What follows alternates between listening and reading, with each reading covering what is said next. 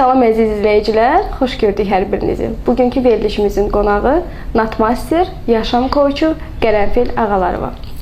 Qərənfil xanım, salam. Salam. Necəsiz? Çox təşəkkür edirəm. Siz necəsiz? Çox sağ olun. İlk sualımız sizə belə olacaq. Uğura gedən yolda sizin üçün ilk dönüş nöqtəsi nə olub? Hansı hadisə sizi daxilinizdəki gücü oyatmağa vadar edib? Bu çox əla bir sualdır. Mən həyatımın elə bir dönəmində, bütün dönəmlərində demək olar ki, çox faydalı olmuşam. Yəni bildiyimi öyrətməklə, öyrənmək və öyrətməklə həyatımı faydalı olaraq yaşamışam və ictimai fəaliyyətlə məşğul olmuşam. Sadəcə olaraq bir yerdə anladım ki, mən sanki öz missiyamı yerinə yetirmirəm.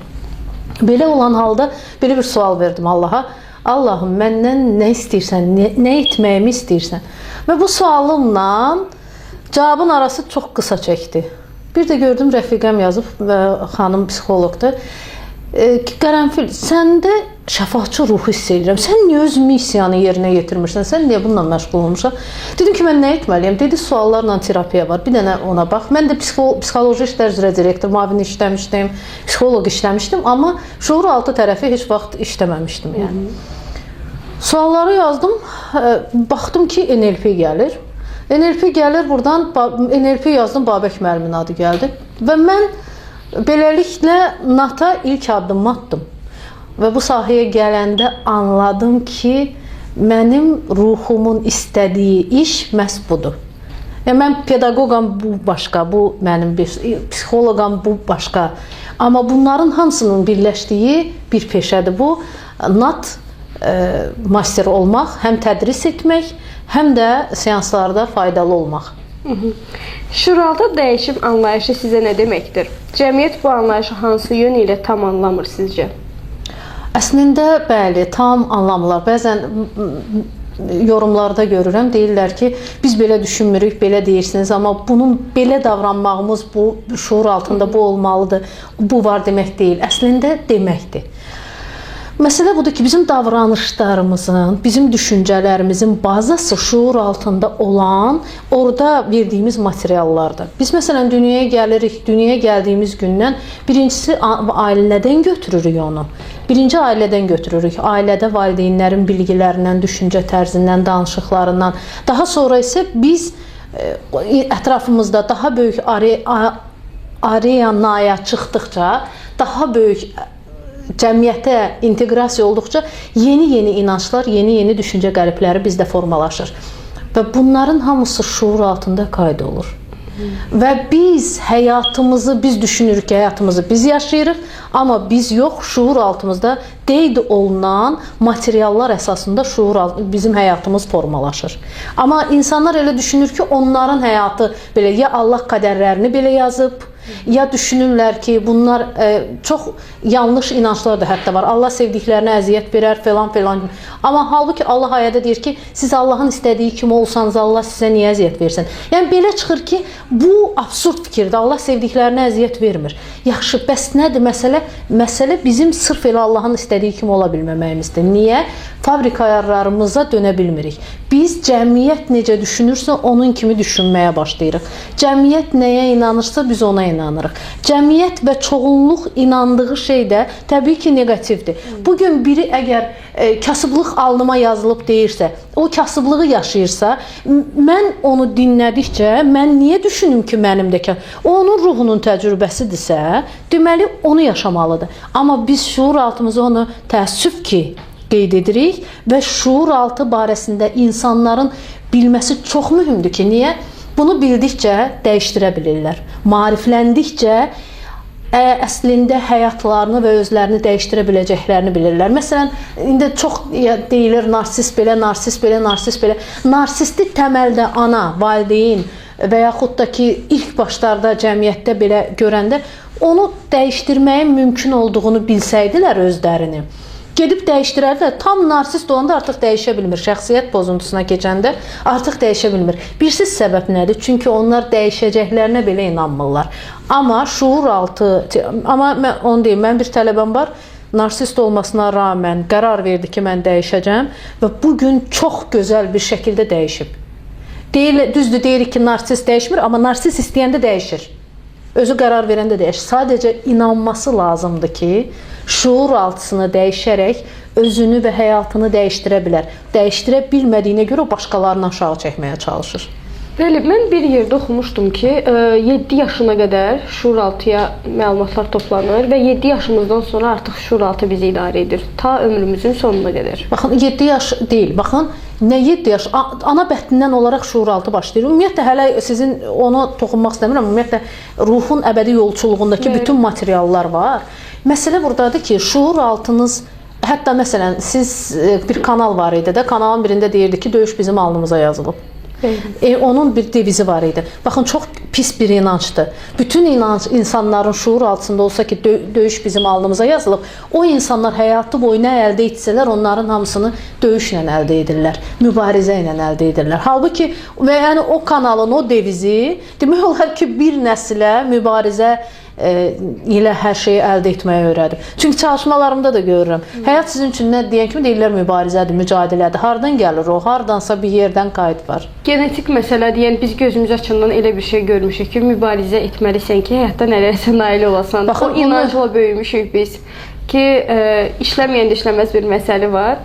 Ona görə düşünürəm ki, bizim valideynlərimizdə, nənə-babalarımızdan gələn bir genetik kod deyirsiniz. Sizin diliniz başqadır. Baxın, o qıtlıq bilinci var və o bilinçlərdə zehniyyətlərdir. Bilirsiniz əslində nədir? İnsan nəyə inanırsa onu əldə edir. Məsələn, İncildə belə bir hekayə var ki, İsa Peyğəmbər tələbələrlə oturur və deyir ki, tələbələrinə, görürsünüz o ağacı, yaxınlıqdakı ağacı göstərir. Görürsünüz onu deyir. Deyir, siz faydalı olmağa baxın. Ruzinizi Allah verəcək. Bu ağacı göstərir, deyir, görsən o ağacı, deyir, o nə yerindən tərpənmir, yerində durub. Nə ruzisinin dalınca qaçmır, nə bunun üçün cəhd etmir, amma Allah onu həm yedizdirir, həm içirdir, həm geydirir, həm hətta o sizə qida verir, sizin üçün meyvə verir. Məsələ nədir burada? Məsələ burada odur ki, insanlar doğrudan da hər şeyi asanlıqla əldə edə bilərlər, amma istəsələr, zehniyyəti hazır olsa.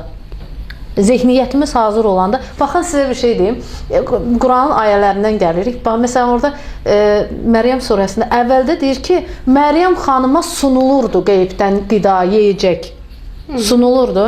Sonra doğuş anında nə olur? Deyir ki, ağacı sirkələ, ya Məryəm, xurmalar tökülsün, sən onu ye. Deməli, nə oldu burada? Dövriyə başqa qorxular girdi və Yaradanla arasında məsafə yarandı. Bu zaman artıq hazır gəlmədi o xurma.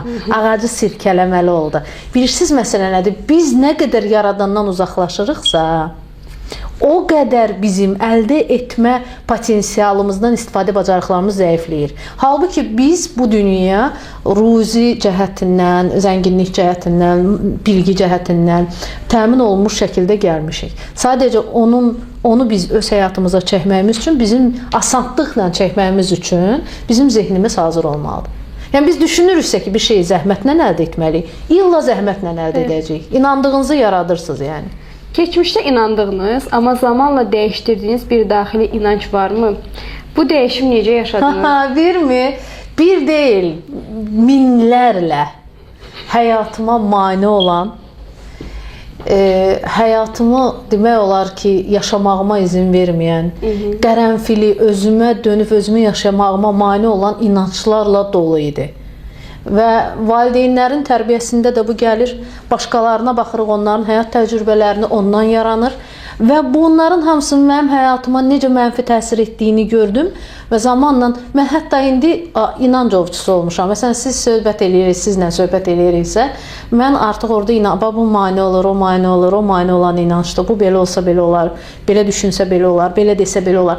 Bu inancları artıq mən öz aləmimdə süzgəcdən keçirdirəm. Çünki inancların nə qədər mühüm rol oynadığını həyatınızda mən bunu bilirəm və işimizin prinsipi də əsasən də bunun üzərində qurulur. İnsanlar sizi transformasiya edən qadın kimi tanıyır. Özünüzü necə təqdim edərdiniz? Özümü birincisi Yaradanın bəndəsi, sonra elə onun işçisi. Yəni insanların özlərini olduğu kimi tapıb, özlərinə dönüb, özlərini yaşayaraq, öz arzu etdikləri məni taparaq, yəni ona doğru addım atmaları, biz ona deyirik dəyişimdə, sistematik dəyişim. O dəyişimi keçməkdə ki, insanlara faydalı olursunuz, onun xoşbəxtliyini sizə izah edə bilmərəm. O birbaşa sırf bütünə faydalılıq deməkdir ki, mən bu missiya ilə fəxr eləyirəm və bu missiyanı mənə verdiyi üçün Yaradana təşəkkür edirəm. Özümü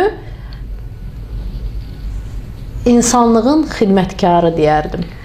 Bir maraqlı deyim var, qərənfilin gücü. Qərənfilin gücü dedikdə nə nəzərdə tutulur? Bu gücün kökü hardan gəlir? Burada mənim bir rəfiqam var. Bir günlərin Get Kontaktda mənə dedilər ki, sənin adın bilsən nə yazılıb? Qərənfil güc səndədir. Dedim ki, o da dedi ki və deyən dostumuz dedi ki, mən düşünürəm sənin adını düz orada qeyd ediblər. Bilirsiniz məsələ nədir? Güc bizim hər birimizin içindədir. Harda? Ruhumuzun olduğu yerdə. Bəli. Məsələ buradadır ki, bizim türk dilində çox gözəl bir söz var, bütün türk xalqlar, ünün kəsilməsin. Ünün kəsilməsin dediyiniz şey Yaradandan sizə axan o enerjidir. Çünki Yaradan onunla yaratdı.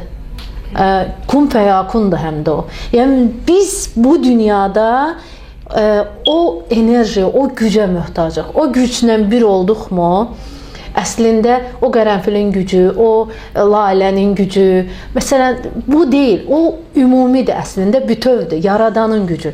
Bizim içimizdə o sevginin qaynağında təbii ki, Yaradana sevgi durur, içimdəki gücün də qaynağı odur. Baxın, hər birimizin bir həyat mübarizəsi olur və həmişə deyirlər ki, uğurlu insanların acı hekayələri olur. Sizə belə bir maraqlı sualım var. Bugün əldə etdiyiniz uğurların arxasında ən böyük mübarizəniz nə olub? Və normal olaraq biz bu mübarizələri aşırıq. Kimi depressiya ilə, kimi gülməklə, fərqli yöntəmlərlə aşırıq. Və sizdə necə olub? Mənim həyatım demək olar ki, çilələrlə keçmiş bir həyatdır. Deyim sizə ki, ən birincisi, mənim 21 yaşım vardı, atam rəhmətə getdi və 3 bacım var, oxumalıdır, bunlar köçməlidir. Belə bir ağır yükün altında hiss elədim özümü. Və burada bir dənə söz dedim Allaha. Dedim, Allahım, əlimi sənə verirəm. Birincisi, bizim qardaşımız da yoxdur. Bizim özümüzü sənə əmanət edirəm. Bundan sonra da, yəni, nə olacaqsa sən bizimlə yanımızda olacaqsan, bizim sahibimiz sənsən artıq. Bunu bilirəm. Əgər atam yoxdursa da belə, bugün sən varsan və əlimi sənə verirəm. İnanırsınız ki, o gündən bugünə o qədər ağır maneələr qabağıma qoyulub. Elə ağır daşlar qabağıma qoyulub. Amma əlim Yaradanın əlində olduğuna görə və o ən ucada olduğuna görə əlimdən tutub qaldırıb o ən böyük maneəni belə keçirdib mən. Yəni sizin bugün qarşınızda bir uğurlu qadın var və bu qadının çox acı, çətin bir həyat hekayəsi var. Yəni burada ata olmaq missiyasını, qardaş olmaq missiyasını üzərinə götürmüş bir fədakar qadın obrazı var qarşınızda. Və bunların hamısından keçərək öz uğurunu heç kimin hesabına yox, öz Yaradana güvənərək, təvəkkül edərək, təslimiyyəti ilə addım atıb qazanan bir xanım var, Allahın izinə şükürlər olsun. Fərdi seanslarda və qrup çalışmalarında sizi ən çox təsirləndirən dönüş hekayəsini bölüşə bilərsinizmi? Mən bilirəm ki, məxfi qalır pasiyentlə psixoloqun arasında olan müzakirə, amma bizə maraqlı məqamlardan oldu ki, ən təsirləndirici pasiyentin hekayəsi. Bilirsiniz, mənim üçün ümumiyyətlə bütün seanslarda bir dəfə seminara getmişdim, Gəncədə idim. Orada bir xanım dedi, qızımız dedi ki, tələbə idi. Dedi, Qərəm xanım, amma mən seminar boyu görürəm ki, danışıram, diqqətim də oradadır da. Görürəm ki, nəsə demək istəyir, özünü sıxır belə, nəsə demək istəyir, özünü sıxır. Dedim ki, amma gözüm ondadır, istəyirəm özü müraciət eləsin. Bir də gördüm ki, müraciət elədi. Qərəm xanım, olar, aha, buyur qızım. Dedi ki, mənim elə bir travmam var, mən onu burada deyə bilmərəm. Amma mənə kömək eləyə bilərsiniz. Dedim, qızım, xatırlayırsan, hə, səs var falan, feşməyəm, deyir, bəli. Dedim, indi mənim dediklərimi təkrarla, dediklərimi et də, indi NAT texnikasını tətbiq etdim orada. İndi çıxandan sonra gəlib məni qucaqladı. Dedi ki, Qərəm xanım, siz bilirsiniz, O hadisə olan gündən bəri mən bir dəfə də rahat evdən çıxmamışam. Bir yerdə rahat olmamışam. Çünki mən həmişə elə bilirdim, hamı mənim o travmamı bilir, hamı mənə o gözlə baxır və mən pisəm. Baxın, o utancla çıxırdım. İndi burada artıq o yoxdur. Buradan elə bil yeni bir həyata çıxıram mən. Bilirsiniz, insanların həyatına belə incə toxunur. O insanı kövrəltmək deməzdim, amma duyğulandırır, bəli. İncə toxu, xoşbəxt olursan çünki. Və ən çox da valideynlə münasibətlər normallaşanda, insanlar o ata ilə ya ana ilə aradakı o müqaviməti, o divarı götürəndə ki, geri dönüşlər olur. İndi səhifədə baxsanız, Qərəm xanım, mən atamı özüm sərhəd qoymuşammış, atam məni çox sevirmiş, ay Qərəm xanım, nə yaxşı mən gəldim, seansları keçdim, indi atam ölməmiş, mən atamla münasibətimi düzəltdim. Bilirsiniz, bu anlar mənim ən xoşbəxt olduğum anlardır, bu geri dönüşləri aldığım anlar. Çünki bilirsiniz, ata, ana elə bir müqəddəs varlıqdır ki, mən indi atamı itirmişəm bilirəm də. Ölənlər rəhmət, 24 ildir, 25 ildir atam yoxdur. Amma mən onu yox bilmirəm də. Amma o həsrət nədir onu bilirəm. Və bugün atası yanında olduğu halda o həsrəti yaşayan övladlar, bilirsiniz, bunu yaşamalı deyirlər əslində. Bunu yaşamağı özlərini elə bilirlər ki, bunun həlli yoxdur, məhkum ediblər özlərini. Amma nə zaman ki addım atılır, yox, mən atamı hiss etmək istəyirəm. Mən anamın sevgisini hiss etmək istəyirəm. Mən onların varlığına şükür eləmək istəyirəm. Xanım gəlib demişdi, mən onları görmək istəmirəm. Görüntülü belə danışmaq istəmirəm mən onlarla. Görüntülü yığırlar, mən adboy verirəm, səsli yığıram ki, mən onları görməyim.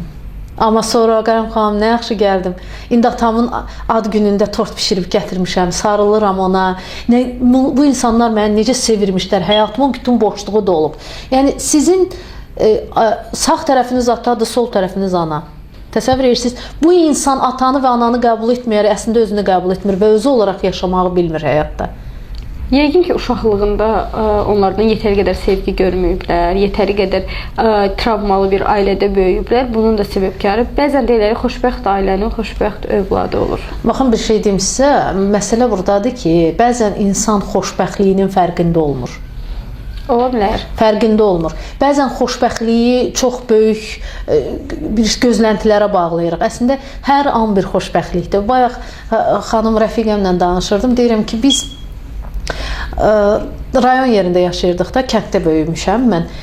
Axşam tərəf oldu mu yayda, qapı çilənib süpürülürdü, su çilənirdi, süpürülürdü, samavar orada qaynayırdı. Ailəlikcə yığışırdıq stolun başına, qəşəng samavar çayı və söhbət eləyirdik, ailə söhbəti. Təsəvvür edirsiniz, elə bir gözəl, əslində xoşbəxt nə axtarırıq da. Bəli, biz bəlkə Amerikaya getmədik, bəli, biz bəlkə Baliyə getmədik. Amma bir ailə idik və o stolun başında ondan həzz alırdıq. Və bir gün universitet vaxtı, mən sizə deyim, universitetdə oxuyanda xarici dil müəllimimiz bizə sual verdi ki, siz ad günündə, valideynlərinizin ad günündə nə edirsiniz? Qrup yoldaşlarım başladı ki, atamla birləşdik, təhqaş brilliant aldıq, biri deyir kobalt servis aldıq, mən də sakit dayanmışam, kənd uşağı, 2-ci kursda oxuyuram. Dedim ki, bir də müəllimə dedi ki, ağalar var, siz nə edirsiniz? Mən də öz ailəmizin dedim, bizim belə bir adətimiz var, biz kənddə yaşayırıq. Anamla atam səhər dururlar, gedirlər, toyuğa açırlar, nə bilim, həyata baxırlar. Biz onlar çıxan kimi stolun üstünə ağ süfrəni səririk, gül almışıqsa gül qoyuruq, hədiyyə almışıqsa hədiyyə, ya da tort pişirmişsiksə onu. Yəni bizdə belə bahalı şeylər alınmır, yalan deyə bilmərəm. Ay Allah, müəllimə deyir, qərənfil, nə gözəl ağalar var, mənim ürəyim getdi, bu mənim ən sevdiyim oldu. Amma mən ona qədər elə bilirdim ki, ən sadəsi mənim. Bilirsiniz, biz xoşbəxt ola bilirdik ondan. Bəlkə kobalt servis almırdıq anamıza. Bəlkə brilliant təhqaş almırdıq, amma biz orada xoşbəxt idik və içəri girib elə qarşılayırdı ki, mamagil, anamgildə, elə qarşılayırdı ki, biz orada xoşbəxt olurduq ki, biz onları sevindirdik. Məsələ buradadır ki, bəzən valideynlər, mən bir gün anama sual verdim, dedim ki, bizə yaxşı oxumağı öyrətdiniz, universiteti oxumağı öyrətdiniz, əxlaq öyrətdiniz, tərbiyə öyrətdiniz, insanlıq öyrətdiniz, amma yaşamağı öyrətmədiniz. Anam belə bir söz dedi mənə, dedi ki, biz yaşamağı bildik ki, öyrətmədik. Baxın, indiki ölçülərlə yaşamaq indiki ölçü qaydalarına. Biz buradan baxanda deyirik ki, biz yaşamamışıq, eləmi? Və mamam da düz deyir, nəyə biliblərsə onu yaşadıblar. Amma bir müddət sonra onu anama demiş olsam da, bu günlər mən özümə baxdım ki, elə yaşamaq bizim yaşamağımız imiş.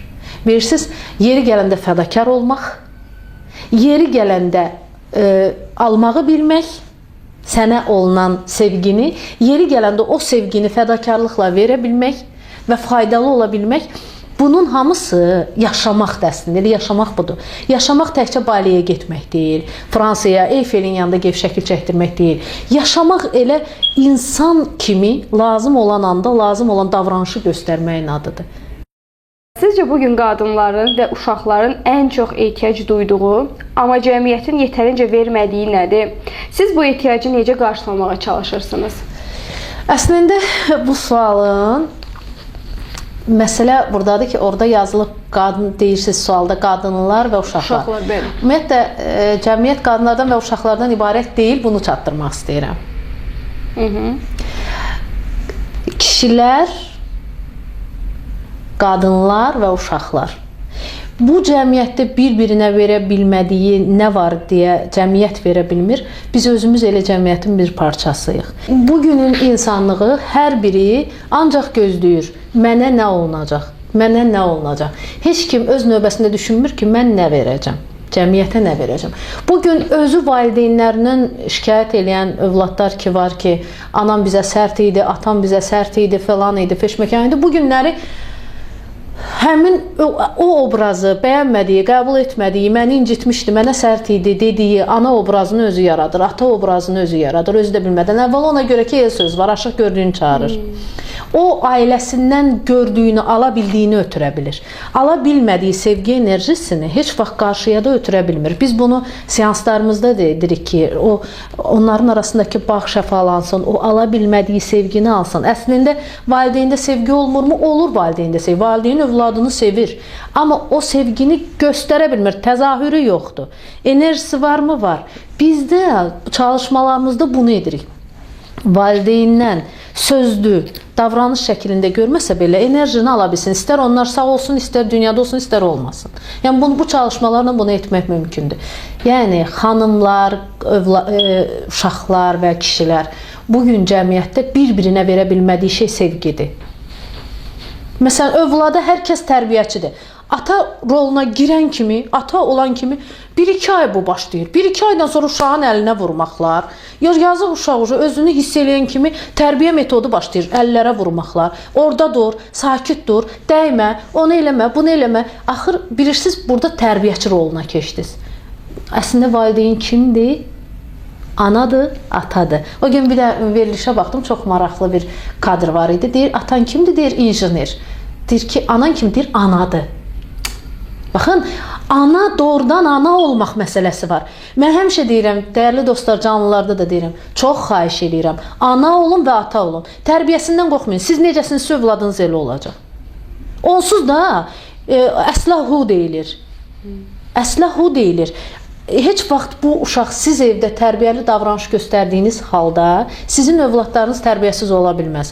Hələ mən ailələrdən şahidi oluram ki, ailədə ata söyür, ana ilə ata dalaşır, falan. Ona rağmen qızlar tanıyıram ki, buraya gəliblər ki, mən dəyişmək istəyirəm. Övladlar, mən dəyişmək istəyirəm, amma belə söyüşçül deyirlər, davaya meyilli deyirlər. Birisi nəyə demək istəyirəm? Yəni siz düşünürsünüzsə, siz yaxşı olduğunuz halda hələ övladınız tərbiyəsiz ola bilər, siz burada yanılırsınız. Yəni övladınızın əslində yaxşı olmağını istəyirsinizsə, sadəcə sevmək lazımdır. Sevgi verilən oğul olur, sevgi verilən qız olur. Şımartmaq demirəm, amma bunu da bilməyinizi istəyirəm. Sevgi vermək. Biri var material olaraq. Hə, mən onu görün necə sevirəm, iPhone alıb verirəm. Siz ona sevgi vermədiniz, siz ona iPhone verdiniz. iPhone sevgi deyil, marka paltarlar sevgi deyil. Bir yerə qədərdir. Və o marka geyinən, valideynin gətirib gözündən gəlsin, Bakının ən gözəl mağazasının geyimini geyindirirəm, yenə məndən razı deyil dediyi övladım burada zırın-zırın ağladığını görmüşəm ki, mən onu istəmirdim, mən sevgi istirdim, mənə zaman ayırsın istəyirdim. Mən qapıların arxasında tək qalırdım. Baxın, Bugün cəmiyyətdə cəmiyyətin yox, insanların verə bilmədiyi cəmiyyətin enerjisini biz formalaşdırırıq. Nə qədər çox sevgi versək, o qədər də cəmiyyətimizdə sevgi formalaşacaq və özümüzə də sevgi olaraq dönəcək. Sizin üçün zənginlik nə deməkdir? Təkcə maddi deyil, ruhi zənginlik sizin həyatınıza necə təzahür edir? Baxın, əla sualdır. Zəngin insanların çoxu bunun fərqində deyil ki, zəngindirlər. Çox vaxt belə bir sözlərə rast gəlirsiniz. Hə, yaxşı insanlar kasıb olur düşünürlər, inancı var. Yaxşı insanlar, ümumiyyətlə, dürüst insanlar kasıb olur. Dürüst olub da zəngin olmaq mümkün deyil kimi inanclarımız var. Əslində zənginliyin maddiyyatla bir əlaqəsi olmadığını demək istəyirəm. Birinci növbədə budur. Mən bir dəfə bir durum yaranmışdı və orada bir neçə çox, yəni necə sizə izah edim ki, yaxşı olmayan əməlləri olan, əxlaqı yerində olmayan qadınlar var, müşahidə etməli oldum orada və onda şükür etməyə başladım. O da onların ruhun təcrübəsində hörmət edirəm. Amma dedim ki, təşəkkür edirəm Allahım, mən necə zəngin həyat yaşayırmışam. Baxın, maddi sıxıntım yox idi mi? Var idi. Maddi sıxıntının olması zənginliyinizə təsir etməz. Sizin əgər sevən bir qəlbiniz, dürüst yaşamaq istəyən dürüst yaşadan bir davranışlarınız və sizin içərinizdə zəngin dəyərləriniz varsa, siz zənginsiniz. Mənim üçün zənginlik anlayışı budur. Ona görə də canlılarda da deyirəm, bəzən verilişlərdə də daim bu cümlədən istifadə edirəm ki, övladlarınıza dəyər öyrədin. Övladlarınıza dəyər öyrətsəniz, qadın olaraq və yaxud da kişi olaraq, o dəyərlərinə uyğun davranacaqlar. Amma siz övladlarınıza dəyər vermədən, onlara dəyər öyrətmədən, nə qədər disiplin qoysanız, onlar o disiplini bir gün özləri öz ixtiyarlarında olanda onu aşacaqlar. Və onlara sərhəd olacaq bir dəyər olmayacaq. Əslində, insan üçün ən gözəl sərhəd dəyərdir. Dəyər. Bu verilişi izləyən və həyatında döyüşümü axtaran tamaşaçılara bir cümlə ilə nə demək istərdiniz? Nə axtarırsansa, o sənin özünsən. Sizinlə həmsöhbət olmaq çox xoş oldu. Düşünürəm ki, cəmiyyətimizin sözün əsl mənasında işinin peşəkarı olan yaşam koçlarına çox ehtiyacı var. Sağlam düşüncədə sağlam həyat olar nəticə etibarilə. Çox sağ olun. Bizim verilişimizə iştirak etdiyiniz üçün təşəkkür edirik. Mən təşəkkür edirəm sizə. Çox gözəl müsahibəniz üçün. Suallarınız da çox gözəl idi və sizə uğurlar arzulayıram. İnşallah növbəti verilişləriniz də maraqlı və gözəl alınsın. Çox sağ olun. Bizi izlədiyiniz üçün təşəkkür edirik. Növbəti verilişlərdə görüşmək ümidi ilə. Sağ olun, salamat qalın.